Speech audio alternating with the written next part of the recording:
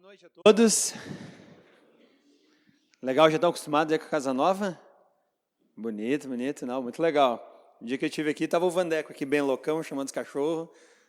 Aquilo foi bem coisa do Vandeco mesmo. Mas vamos lá, vamos conversar um pouquinho sobre o que eu pensei essa semana. E eu estava pensando essa semana numa coisa interessante. Eu não sei quantos de vocês sabem ou conhecem, lá na Aliança Pio X, nós temos o Sr. Clóvis. O Sr. Clóvis, ele é um dos proprietários da vinícola Boscato, lá de Nova Pádua. Então, ele faz vinhos, assim, muito elaborados. Ele faz até uns vinhos mais simples, que ele vende em garrafão, mas ele faz uns vinhos muito elaborados. E o seu Clóvis, ele tem, se você tiver a oportunidade, talvez, de um dia ir lá visitar a vinícola, ele vai te mostrar toda a tecnologia que tem hoje sobre maturação de uvas. Na minha época era o seguinte, você vai lá, vê como é que está o grão, dá uma apertadinha, uma provada, opa, tá bom, pode colher.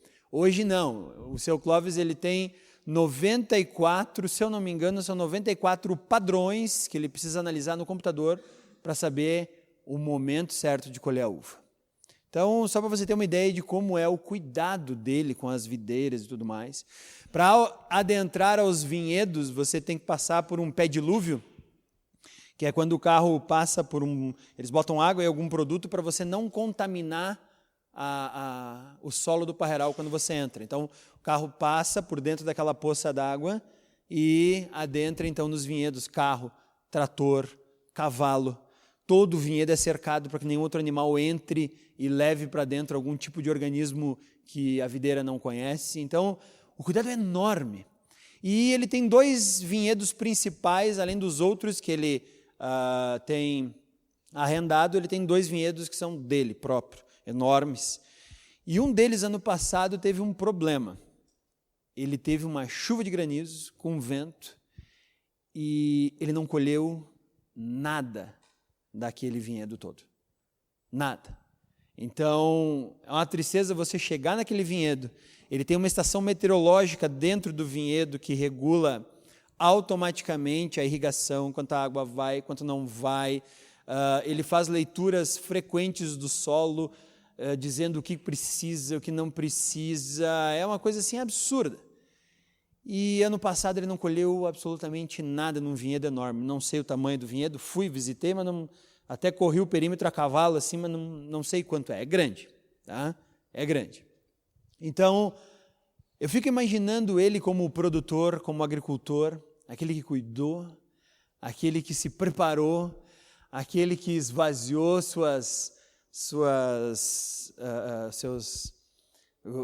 os tanques que ele tem com o vinho velho para armazenar o vinho novo, para a chegada da próxima safra, e de repente ele descobre que 50% da produção própria não vai ter nada.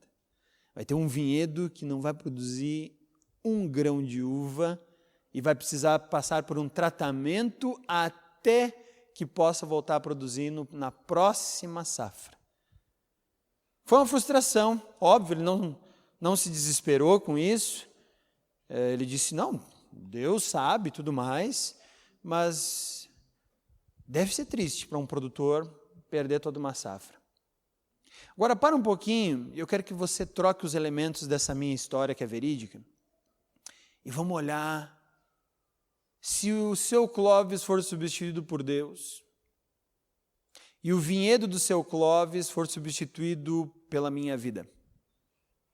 Então, Deus é o agricultor e eu sou essa videira, sou esse parreiral no qual Deus investiu bastante, muito.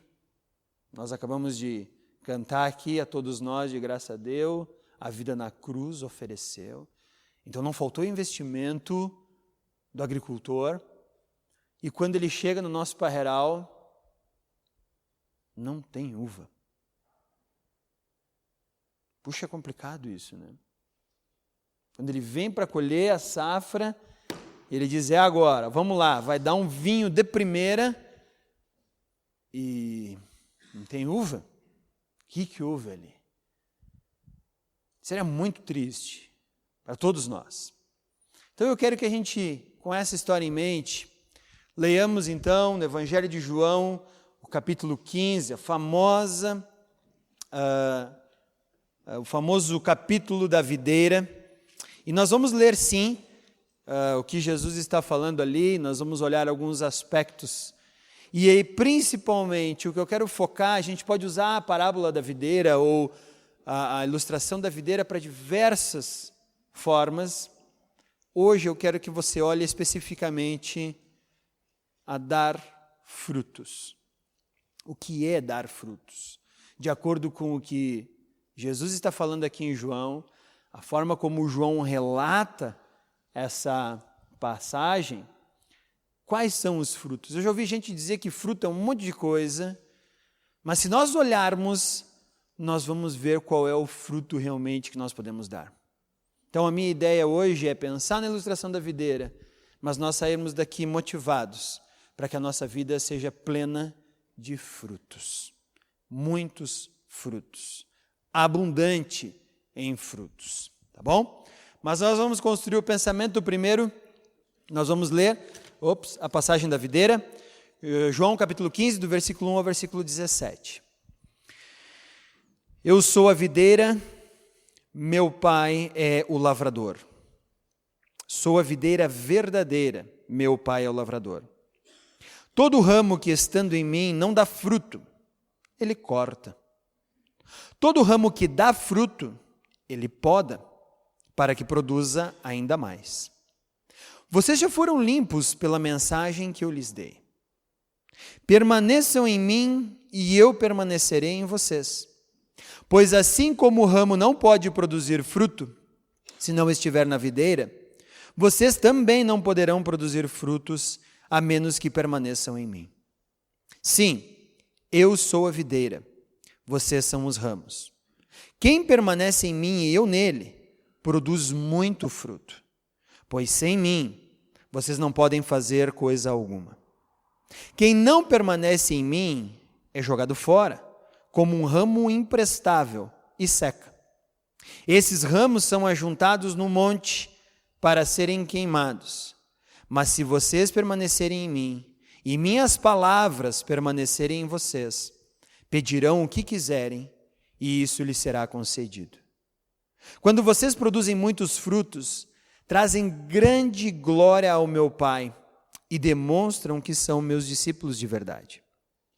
Eu os amei como o Pai me amou. Permaneçam no meu amor. Quando vocês obedecerem a meus mandamentos, permanecerem no meu amor, assim como eu obedeço os mandamentos do meu Pai e permaneço no amor dele, eu lhes disse essas coisas para que fiquem repletos da minha alegria. Sim, sua alegria transbordará. E esse é meu mandamento. Amem uns aos outros como amo vocês. Não existe amor maior que dar a vida por seus amigos. Vocês serão meus amigos se fizerem o que ordeno. Já não os chamo de escravos, pois o Senhor não faz confidência a seus escravos. Agora vocês são meus amigos, pois eu lhes disse tudo o que o Pai me disse. Vocês não me escolheram, eu os escolhi. Eu os chamei para irem e produzirem frutos duradouros, para que o Pai lhes dê tudo o que pedirem em meu nome. Este é meu mandamento. Amem uns aos outros. Então, Jesus começa essa parábola usando uma palavra que não é estranha, aos judeus. Ele diz, eu sou a videira verdadeira. Não é uma palavra estranha aos judeus. Como não? Vá lá no Salmo, capítulo 80, e nós vamos entender o porquê que não é uma palavra estranha aos judeus. Salmos 80, versículos 8 ao 19. Salmo 80 está sendo escrito narrando como Deus tirou Israel do Egito, e quando ele chega no versículo 8, ele começa dizendo assim, tu nos trouxeste do Egito como uma videira. Expulsaste as nações e nos plantaste no solo. Limpaste o terreno para nós. Fincamos raízes e enchemos a terra. Nossa sombra se estendeu por cima dos montes. Nossos ramos cobriram os altos cedros. Estendemos nossos ramos até o Mediterrâneo. Nossos brotos se espalharam até o Eufrates.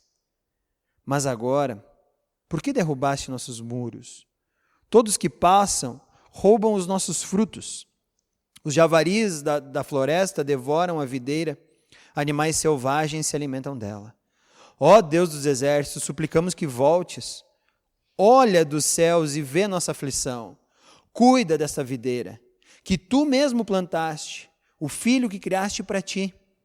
Somos cortados e queimados por nossos inimigos, que eles pereçam ao ver a repreensão em tua face. Fortalece aquele a quem amas, o filho que criaste para ti. Então jamais te abandonaremos. Reanima-nos para que invoquemos o teu nome. Ressuscita-nos, ó Senhor, o Deus dos exércitos, que a luz do teu rosto brilhe sobre nós. Só então seremos salvos. O salmista clama, dizendo assim: Israel é como uma videira, mas uma videira que se tornou sem dono, uma videira que foi destruída, e aí o salmista diz assim: Senhor, reanima-nos, nos dá de novo vida. E de repente vem Jesus dizendo: eu sou a videira verdadeira. Vocês querem ser salvos? Vocês querem ser reanimados? Vocês querem ter vida novamente? Querem entender como dar frutos novamente? Eu sou a videira verdadeira. Enxertem seus galhos em mim. Coloquem em mim a esperança de vocês. Eu é que sou esta videira verdadeira. Então, Jesus já começa falando para um público que sabe desse salmo, que conhece ele de cor, e Jesus começa dizendo: eu sou a videira verdadeira. O Evangelho, Jesus fala agora nos versículos 2, todo o ramo que estando em mim não dá fruto, ele corta. Todo o ramo que dá fruto, ele poda, ou limpa, no original, para que produza ainda mais. Vocês já foram limpos pela mensagem que eu lhes dei. Então, do versículo 1 ao versículo 3, eu vejo Jesus explicando que ele é a videira verdadeira, e o trabalho dele aqui agora está em permitir que a videira volte a dar frutos. No Salmo 80, Israel é a videira, mas Jesus agora diz: eu sou a videira e coloquem seus ramos em mim, porque caso contrário vocês vão continuar inférteis. E sabe o que acontece com quem continua infértil? Meu pai vai lá e corta, desconecta, deixa de lado. E aqueles que dão fruto, meu pai vai lá e limpa. Meu pai levanta e limpa esses que dão fruto. E aí agora ele vai falar uma palavra estranha, mas seus discípulos sabem.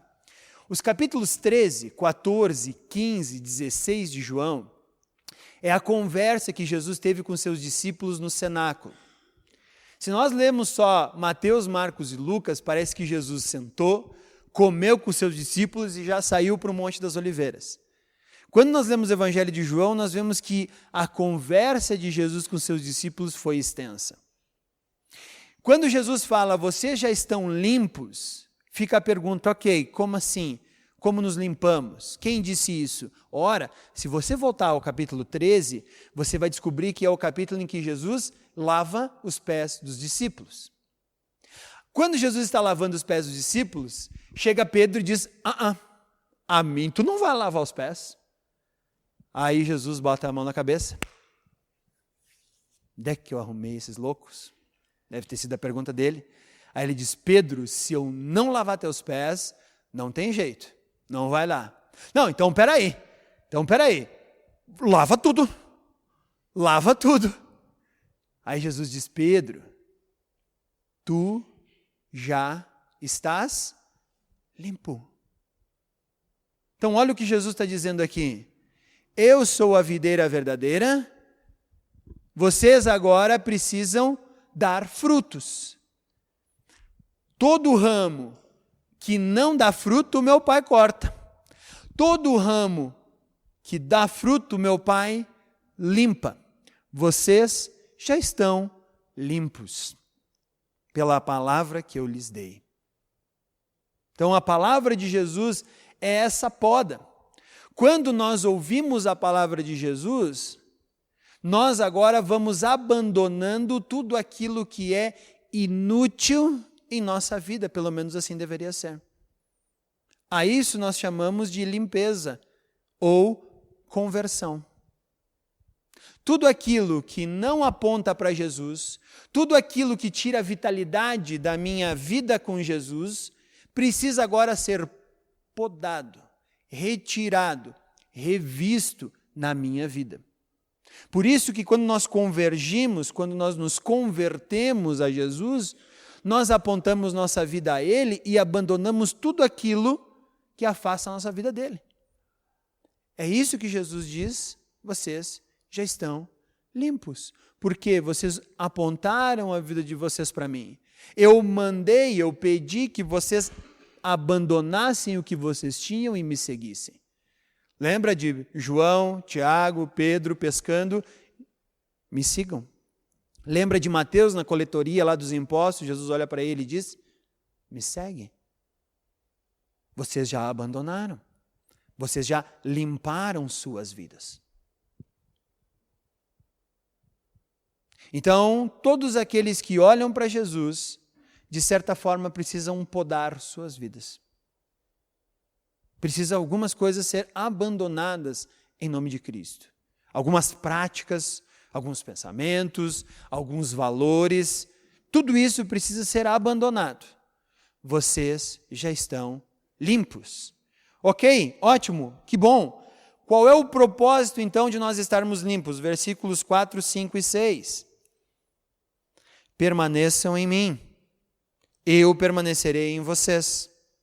Pois assim como um ramo não pode produzir fruto se não estiver na videira, vocês também não poderão produzir frutos, a menos que permaneçam em mim.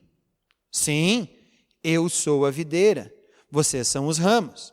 Quem permanece em mim e eu nele, produz muito fruto. Pois sem mim, vocês não podem fazer coisa alguma. Quem não permanece em mim é jogado fora, como um ramo imprestável, e seca. Esses ramos são ajuntados num monte para serem queimados. Primeira coisa, eu sou a videira. Segunda coisa, permaneçam em mim. Permaneçam em mim. A nossa capacidade de frutificar para Deus está diretamente relacionada à conexão que temos com Cristo. Permaneçam em mim e darão fruto. Distanciem-se de mim e vocês vão parar de dar frutos. Cessará a capacidade de vocês dar fruto, porque é de mim que vocês tiram essa capacidade de frutificar. Sem mim, vocês não podem fazer nada. A nossa vida, então, e quando nós chamamos de vida, é a vida que vale a pena. Não essa ideia que nós temos de, não, vamos viver. Não. A vida, a sua essência, ela é retirada de Cristo. Por isso nós entendemos duas palavras de Paulo. Ele diz assim em Gálatas 2:20, não sou mais eu quem vivo, Cristo vive em mim. Por quê? Porque Paulo tira essa vitalidade dele. E Filipenses 3:18, tudo posso naquele que me fortalece. Posso todas as coisas naquele que me fortalece, não porque eu sou bom, não porque eu sou legal, não porque eu sou esperto, não porque eu sou humilde, não, eu só posso porque é naquele que eu busco todas as coisas. Então, agora, João está escrevendo e dizendo assim, nós só podemos frutificar conectados em Cristo. E tem mais uma passagem de videira do Antigo Testamento, e é óbvio que os discípulos de Jesus, como bons judeus, sabiam dessa passagem. Está lá no livro de Ezequiel. Então eu te convido a abrir sua Bíblia no profeta Ezequiel, capítulo 15, versículo 1 até o versículo 8. Depois de Lamentações, antes de Daniel, livro de Ezequiel, lá nos profetas. Capítulo 15.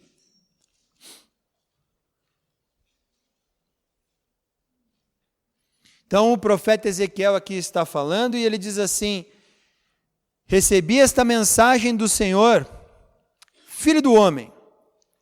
Como comparar uma videira com uma árvore? Acaso a madeira da videira é útil como a da árvore? Pode ser usada para fazer objetos como ganchos para pendurar vasilhas e panelas? Não, ela serve apenas como lenha. E mesmo assim, queima depressa demais. As videiras são inúteis, tanto antes como depois de serem lançadas ao fogo. Assim diz o Senhor soberano: os habitantes de Jerusalém são como videiras que crescem no meio das árvores do bosque. Porque são inúteis, eu os lancei no fogo para serem queimados. E se escaparem de um fogo, providenciarei outro para os consumir. Quando eu me voltar para eles, vocês saberão que eu sou o Senhor. Deixarei a terra desolada, pois o meu povo foi infiel a mim. Eu, o Senhor soberano, falei. Então aqui a coisa é mais triste ainda, porque Deus está dizendo para o profeta: vai lá e diz para o povo, para que serve uma videira? E aí eu pergunto para vocês, para que serve uma videira? Para que serve uma videira? Para dar frutos. E aqui Deus está dizendo, se a videira não dá fruto, qual é a utilidade dela? Menos do que inútil, nem para queimar direito serve. Essa é a mensagem do profeta para a população de Jerusalém. Se Jesus está dizendo, eu sou a videira, vocês são os ramos, se vocês não estiverem conectados em mim, vocês não darão frutos, e se vocês não derem frutos, o que vai acontecer? Vocês serão lançados ao fogo, por quê?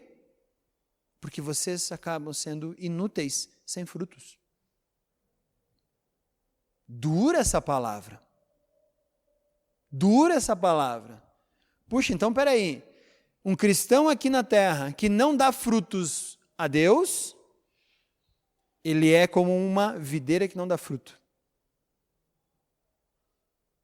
Quando eu leio essa palavra, meu coração ele dá aquela mexida assim, ok? Então vamos lá. Jesus é a videira. O propósito da videira é que ela dê muito fruto. Ok? Até aí entendemos a mensagem. Como é que ela frutifica? Versículos 7 e 8. Como é que ela frutifica? Mas se vocês permanecerem em mim, e minhas palavras permanecerem em vocês, pedirão o que quiserem, e isso lhes será concedido. Quando vocês produzem muitos frutos, trazem grande glória ao meu Pai, e demonstram que são meus discípulos de verdade. Como é que se frutifica para a honra e glória de Deus? Permanecendo conectado em Cristo. E olha que interessante, ele diz assim, enquanto vocês permanecerem conectados em mim, vocês pedirão o que quiserem e vocês ganharão. Ah, mas então é aí a chave da jogada. Então hoje à noite eu posso chegar lá na minha casa, me ajoelhar, pedir um carro novo e magicamente eu vou conseguir esse carro. Ou já vou tomar posse, vou passar de manhã na concessionária, quando abrir amanhã, às 8 da manhã. Já chego lá, o que o senhor veio fazer aqui? Vim comprar aquele carro, porque eu pedi e Deus vai me dar. Tem muita gente que pensa assim. Mas só um pouquinho. Vamos pensar um pouquinho aqui. Vamos voltar alguma coisa atrás. Se eu estou conectado à videira, é a vida de Cristo que flui pela minha vida, Gálatas 2:20. Se eu estou conectado à videira, então, tudo que eu pedir vai ser para a honra e glória de Deus. Aí eu pergunto, no que Deus é glorificado por eu ter um carro novo? No que Deus é glorificado por eu ter uma casa na praia de frente para o mar? Um apartamento? No que Deus é glorificado em eu ter uma conta no banco cheia de dinheiro? Ah, ele pode ser? Pode. Pode. Mas toma muito cuidado, porque é aquilo que eu peço que vai glorificar a Deus. Então, tudo que eu pedir que o único propósito acaba sendo a glória de Deus, Ele me concede. Por quê? Porque vai reverter em glória para Ele. Então, como é que Deus pode ser honrado por eu ter um carro novo? Quando eu usar o meu carro para a honra e glória de Deus. E eu posso fazer isso, vocês sabem como fazer isso. Como é que Deus é glorificado por eu ter um apartamento de frente para o mar? Se eu usar isso para a honra e glória de Cristo. Por exemplo, se você me emprestar, eu já vou glorificar Deus pra caramba. Mas é essa a ideia. Então, eu não estou dizendo que é pecado então ter dinheiro. Não é pecado ter dinheiro. Eu só estou dizendo que Deus concede tudo o que você pedir, desde que você esteja conectado em Cristo e cujo propósito desse pedido seja a honra e glória de Deus. Tudo isso, com certeza, Deus vai te conceder. Não são pedidos para minha honra ou para minha glória, para o meu bem-estar, mas são pedidos para a honra e glória de Deus. Esses são todos concedidos. Esses são os pedidos que são concedidos. Então, muito cuidado, que às vezes nós estamos sendo enganados por aí. Tem gente dizendo, se você é cristão, tudo que você pedir, você determina e Deus dá. E aqui Jesus está dizendo, não é assim. Tudo aquilo que você pedir conectado em Cristo para a honra e glória de Deus, Ele vai dar. Então, toma muito cuidado. Então, nosso objetivo, então, Jesus é a videira, o propósito é permanecermos nela. Como nós frutificamos? Permanecendo conectados nela. E tudo que pedirmos nos é acrescentado. Agora vem o versículo 9 a 11. Permaneçam para frutificar. E aqui Jesus já vai começar a dizer qual é o fruto. Porque eu já ouvi dizer que o fruto é muita coisa. Mas para um pouquinho, olha para esse texto e vamos ver qual é o fruto que Jesus quer que a gente dê. Versículos 9 até o 11. Eu os amei como o Pai me amou. Permaneçam no meu amor. Quando vocês obedecem a meus mandamentos, permanecem no meu amor, assim como eu obedeço aos mandamentos do meu Pai e permaneço no amor dele. Eu lhes disse essas coisas para que fiquem repletos da minha alegria. Sim, a alegria transbordará. Opa, então aqui tem uma coisa interessante. Jesus começa dizendo assim, a minha conexão com o Pai, ela se dá por meio de amor. Qual é o maior elo de ligação da Trindade? Jesus revela aqui. O maior elo de ligação da Trindade está no amor que o Pai sente pelo Filho, que o Filho sente pelo Espírito, que o Espírito sente pelo Pai, e também pelo Filho, e o Filho pelo Espírito, enfim. É uma conexão única de amor contínuo. Olha que interessante. Aí então Jesus diz, eu permaneço no amor do Pai. É a única coisa que me faz pertencer e permanecer à Trindade, é eu permanecer no amor do Pai. E aí ele vai dizer o quê? Quando eu obedeço o Pai, é quando eu mostro que eu realmente amo o Pai. Ou quando o Espírito obedece ao Pai, ou quando o Espírito obedece ao Filho, ou quando o Filho obedece ao Espírito. A obediência que a Trindade tem de um para com os outros é a maior evidência de que o amor realmente existe. Então não é obediência porque um tem um cargo maior que eu. É uma obediência porque o outro me ama e eu amo o outro.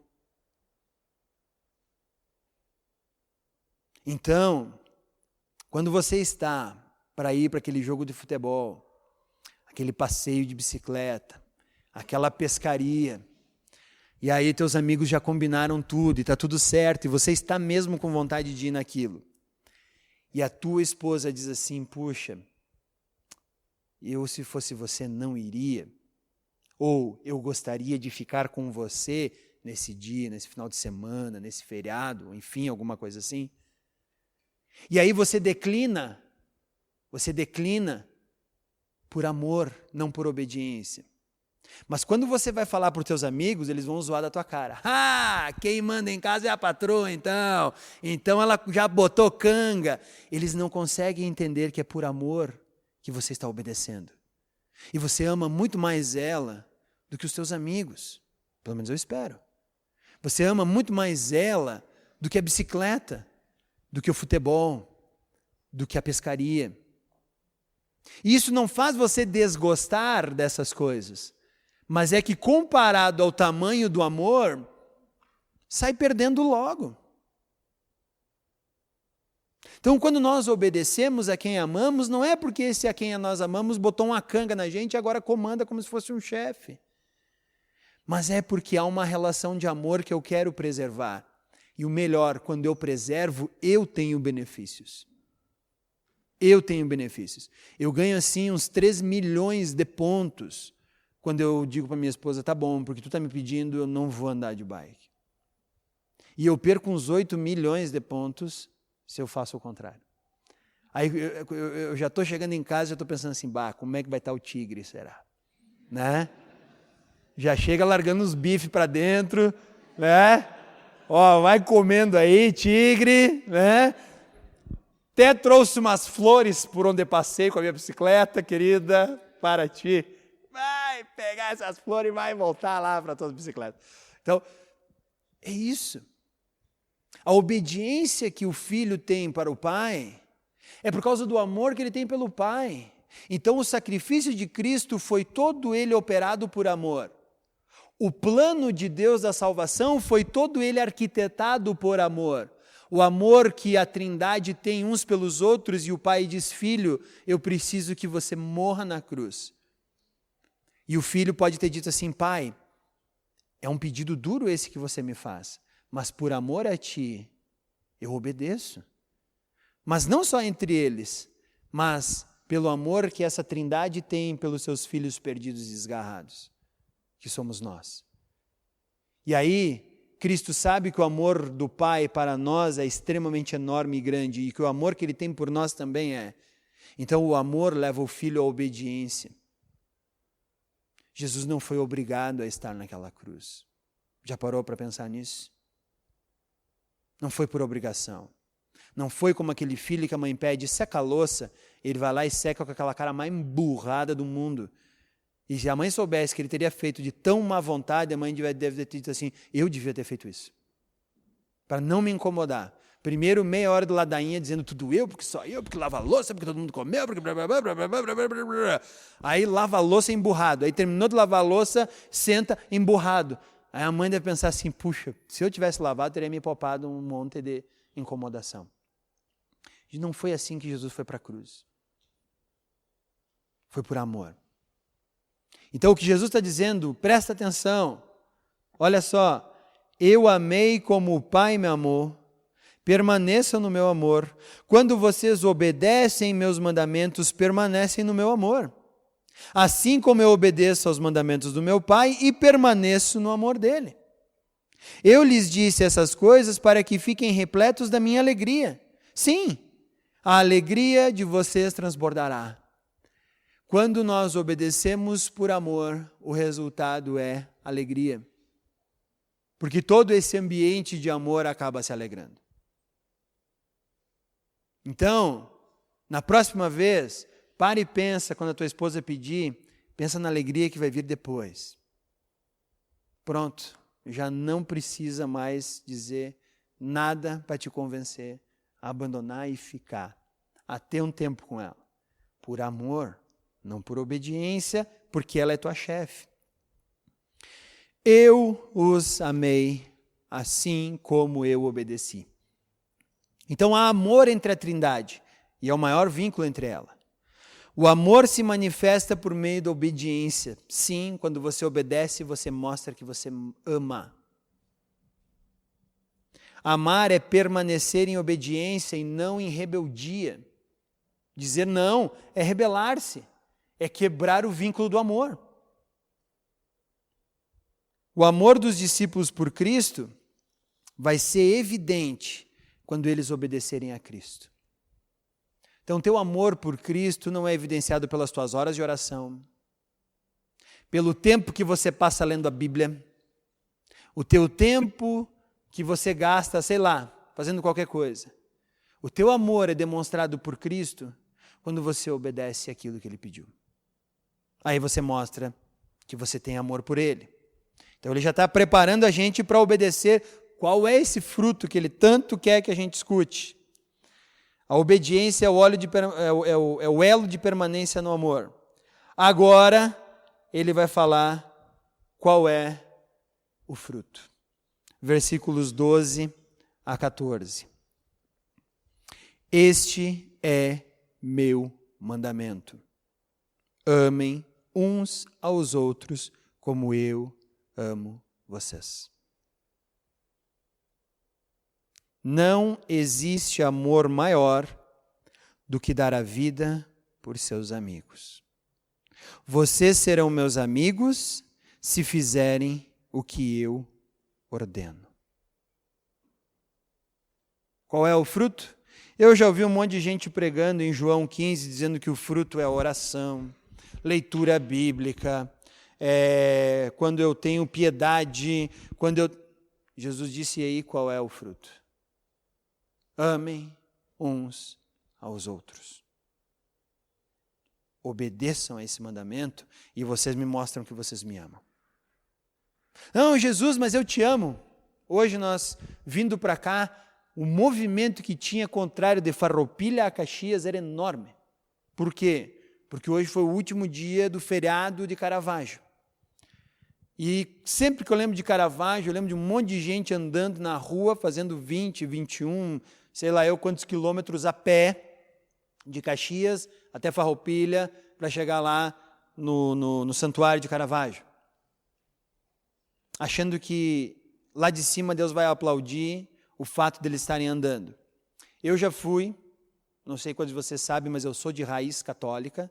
Meus pais eram ainda são, muito católicos. Eu fui só 7 vezes a pé de Caxias a Farroupilha para Caravaggio. Desde que eu tinha, acho que a primeira vez foi com 8 ou 9 anos, enfim. Aí, o que o pessoal mais pensa? Bom, primeiro, é um momento legal para comer muita bergamota na estrada. E aí tu vê aquela via laranja de Caxias a Farroupilha. Tu quer chegar a Caravaggio, tu não precisa nem saber onde é que é. Só segue as cascas de bergamota. Outra coisa que eu acho interessante é academias de Caxias do Sul fazem campanha para ir caminhando até lá como um bom exercício físico. Eles aproveitam. E aí então o pessoal está indo lá porque faz bem para a saúde caminhar 21 quilômetros. Outras pessoas fazem turminhas e compram um garrafão de vinho em Caxias e chegam em Farroupilha com ele vazio. Mais tchuco que não sei o quê. E isso é verdade. Pessoas que foram lá e se consagraram na missa, ergueram terço, carteira, um monte de coisa, aí na fila do ônibus, que é enorme, começa a fechar a briga ali entre eles. Aí tu diz assim, muito espiritual esse negócio de Caravaggio, que hoje virou comércio.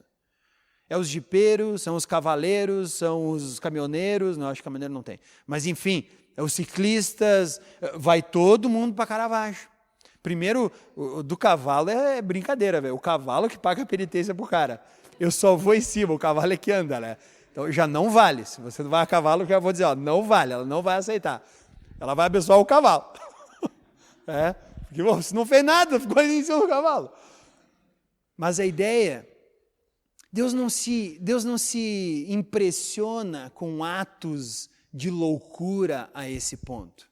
Primeiro que muita gente perde o sentido de ir a Caravaggio a pé, e outra que mesmo que você leve o sentido, você vai chegar lá, Deus vai dizer, não é assim, meu filho querido e amado. Não é assim. É quando você me obedece. E quando é que você me obedece? Quando você ama o próximo. Então é muito fácil nós caminharmos 21 quilômetros e acharmos que nossos problemas espirituais estão resolvidos. Se fosse assim, gente, eu já fiz 7 vezes 21. já estou santificado. Não. O que eu preciso é de obediência ao Pai. E o que eu obedeço ao Pai? Quando eu amo o próximo, as pessoas ao meu redor.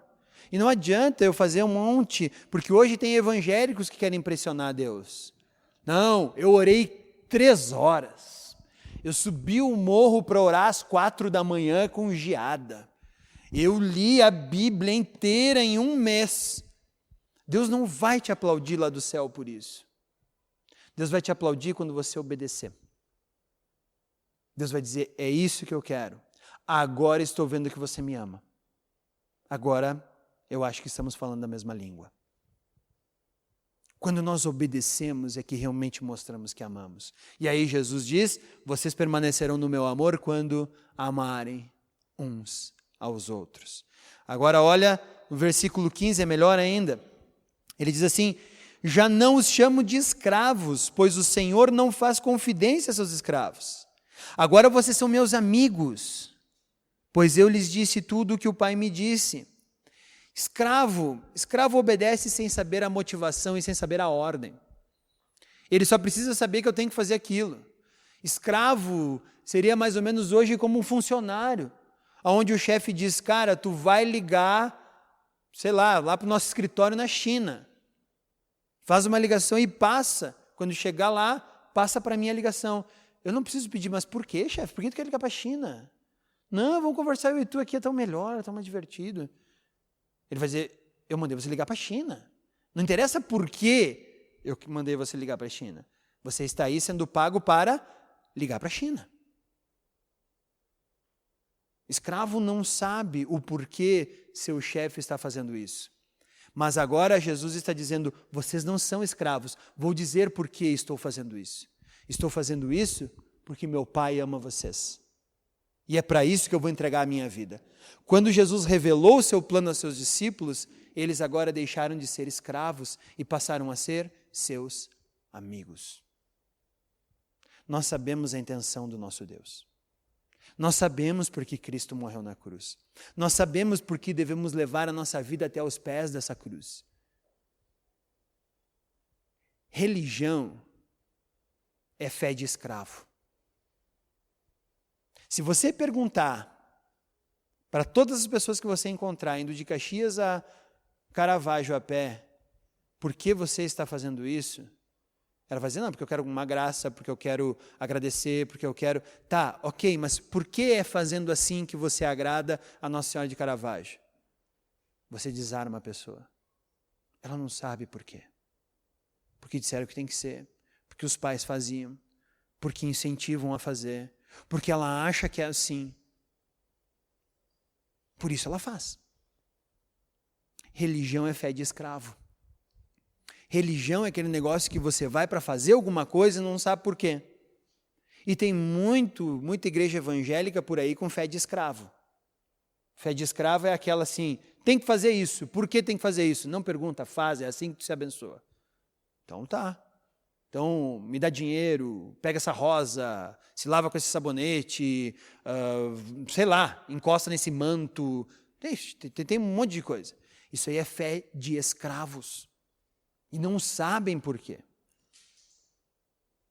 Cristianismo é fé de amigo, onde o próprio Deus revela seu plano soberano.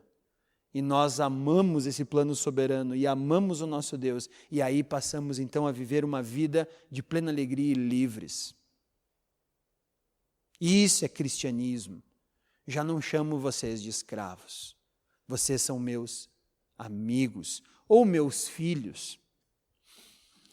Versículo 16 e 17, ele vai, para não ficar no ar, reforçar qual é o fruto. Versículo 16, vocês não me escolheram, eu os escolhi, os discípulos. Eu os chamei para irem, e olha agora, produzirem frutos duradouros. Para que serve a videira? Para produzir frutos. Então eu escolhi vocês, cujo objetivo é darem muitos frutos duradouros, para que o Pai lhes dê tudo o que pedirem em meu nome. Então quando vocês produzirem, conectados em mim, tudo que pedirem será dado a vocês. Mais uma vez agora a ênfase, este é meu mandamento. Amem uns aos outros. Está explicado o fruto da videira. O fruto da videira não é horas e horas em oração.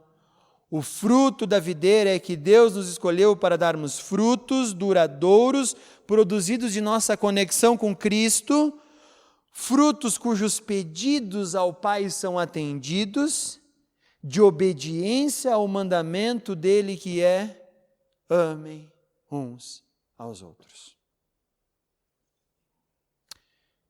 O amor é a base do relacionamento da Trindade. O amor é a base do relacionamento de uma igreja. Sabe o que vai manter vocês unidos? O amor que vocês deixarem uns pelos outros. O que vai manter vocês unidos não é esse prédio bonito. Eu já conheci igrejas que prédios bonitos causaram divisões e intrigas e brigas entre igrejas. Uma vez eu ouvi um líder dizendo que o prédio era da igreja, tinha um pessoal dissidente dentro da igreja, ele ia deixar essas pessoas sem o prédio. Então isso aqui pode ser a ruína de vocês, se vocês não amarem uns aos outros. Se vocês não permanecerem coesos e unidos no amor de Cristo e no amor que vocês devem dar uns para com os outros. E é assim que o Pai vai saber que vocês são os seus discípulos verdadeiros. Amar não é uma opção. Amar é uma obediência. Então nós temos que amar as pessoas que estão ao nosso redor, as pessoas que estão perto da gente. E com isso eu não quero dizer que é fácil amar cada um de vocês. Não é fácil. Para mim é fácil, eu estou aqui uma vez por mês. Eu venho aqui, converso com vocês estão sempre rindo, está sempre divertido, está sempre legal, vocês entram por aquela porta com uma aura de santidade elevadíssima. É fácil amar vocês uma vez por mês. Vamos passar uma semana junto? Quer mesmo passar uma semana junto comigo? Aí vocês vão ver que não só é difícil amar vocês, como é difícil me amar. É por isso que nós somos chamados para ser igreja. Nós não somos chamados para ser igreja porque tudo vai ser bom, legal e perfeito. Nós somos chamados para ser igreja porque nós vamos nos espetar. Nós vamos nós vamos implicar uns com os outros. E aí o que Deus diz? Vamos ver se vocês me amam mesmo. Não, vamos fazer o seguinte, Deus, eu vou a pé até Caravaggio. Jesus, ama essa pessoa que está te incomodando, que está te ferindo, que está atritando contigo. Ah, mas por quê? Porque é assim que você vai mostrar que me ama. Vocês acham que todos os dias do meu casamento, que é curto, está lá eu acho que está com quase 13, não grava isso aí. Se a Simone ouvir, ela vai dizer, não sabe? 2004, faz as contas agora aí, tá? 2004 para agora.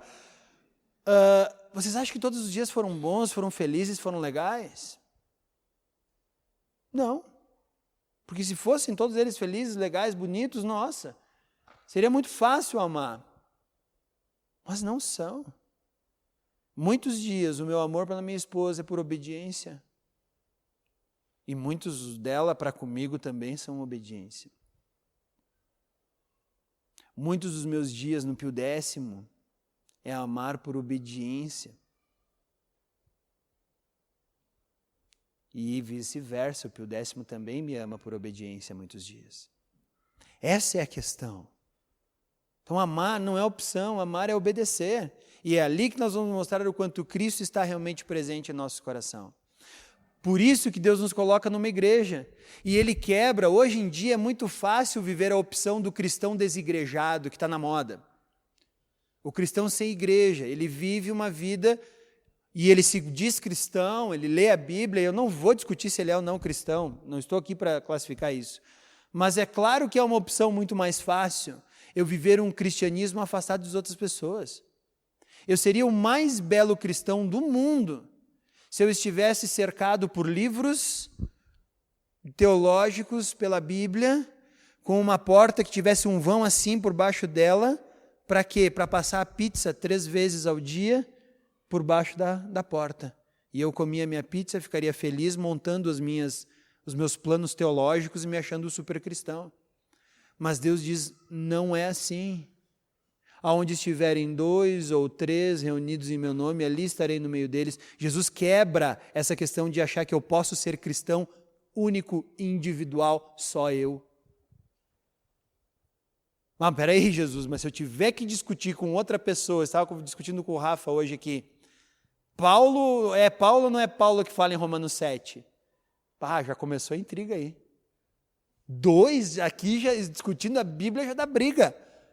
E aí Deus diz, não olhem a discussão, andem pela via do amor, amem uns aos outros. Por que nós somos colocados dentro de uma igreja? Para amarmos, para criarmos conexão, para criarmos unidade. E é ali que Jesus será evidenciado. Quando vocês realmente amarem uns aos outros, o mundo saberá que vocês são meus discípulos. Então, os vizinhos aqui desse prédio não vão ficar sabendo que vocês são discípulos de Jesus pelo tamanho da música, pela qualidade da música, pela gritaria que o pregador aqui vai fazer, pelas passagens que ele vai ler. O povo ali fora vai saber se vocês são realmente cristãos quando vocês amarem uns aos outros e permanecerem unidos, conectados, coesos.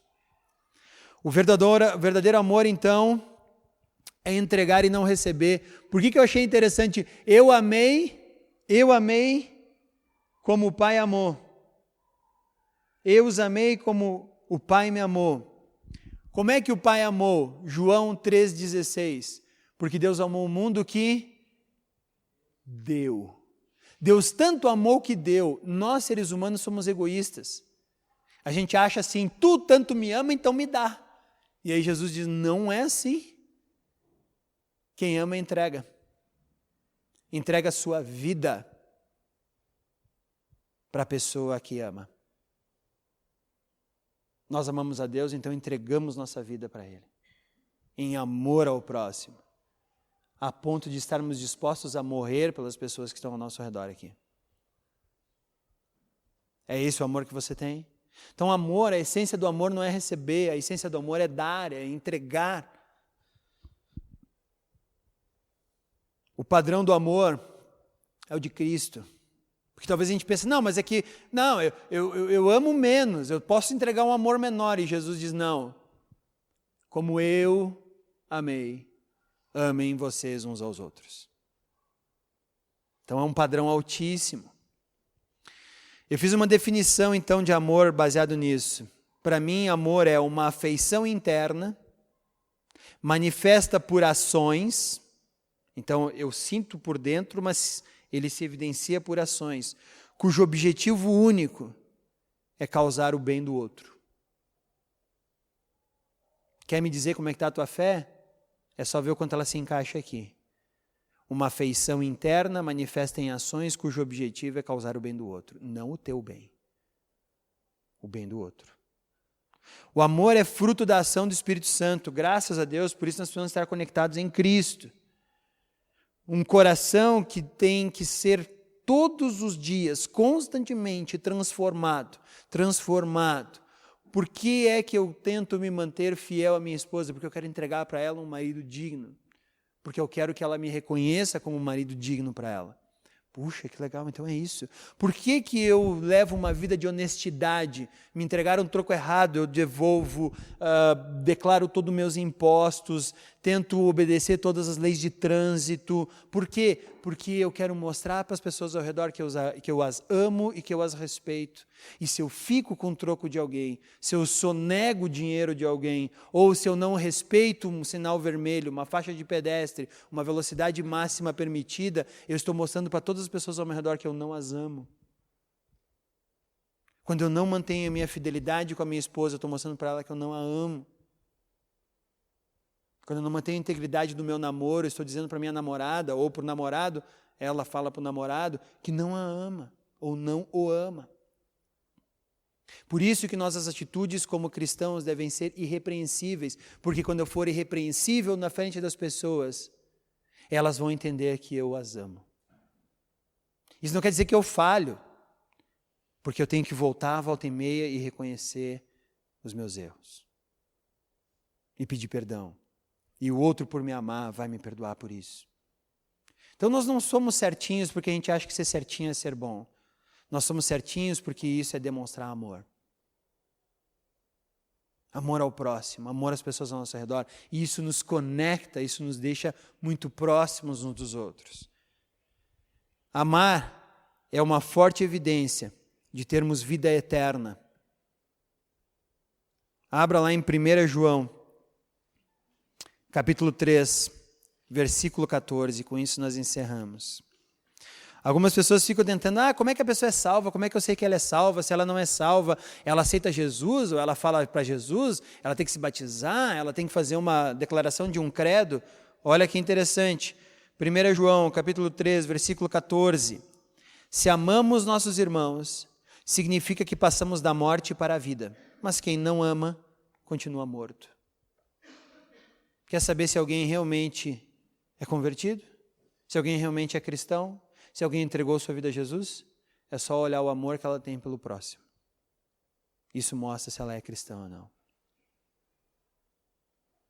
Queridos, permaneçam em Cristo. Permaneçam no amor de Cristo.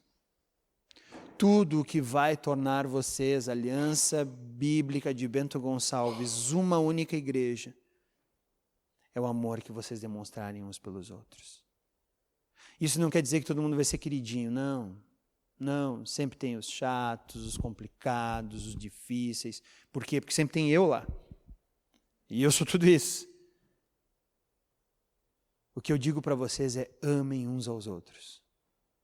Isso vai dar para vocês uma unidade que o mundo lá fora não vai entender.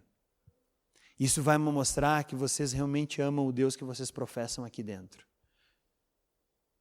Isso vai demonstrar o quanto realmente vocês são filhos do vosso Pai que está nos céus. Oremos. Senhor Jesus, somos gratos pelas tuas palavras. Somos gratos pelo teu amor por nós. Abençoe agora a nossa vida, a vida de cada um de nós aqui. Que essa igreja seja conhecida pelo seu amor ao próximo, pela sua unidade, porque é assim que eles se tornarão um só. Pai, tudo aquilo que tu tens feito na vida deles, continues a fazer, para que eles continuem a crescer e a saber que tudo isso é para a tua honra e para a tua glória. Que Deus, não sejamos videiras sem frutos. Pelo contrário, queremos dar muito fruto, para que tu te alegres, colhas esses frutos, porque todos eles devem ser para a tua honra e para a tua glória. E na medida que isso acontece, enche essa igreja da tua alegria, da unidade, porque quando tu vens colher e encontra os frutos, com certeza ela se alegra em entregar esses frutos. Torna nosso coração capaz de amar um ao outro, porque só assim daremos muito fruto. Em nome de Cristo. Amém.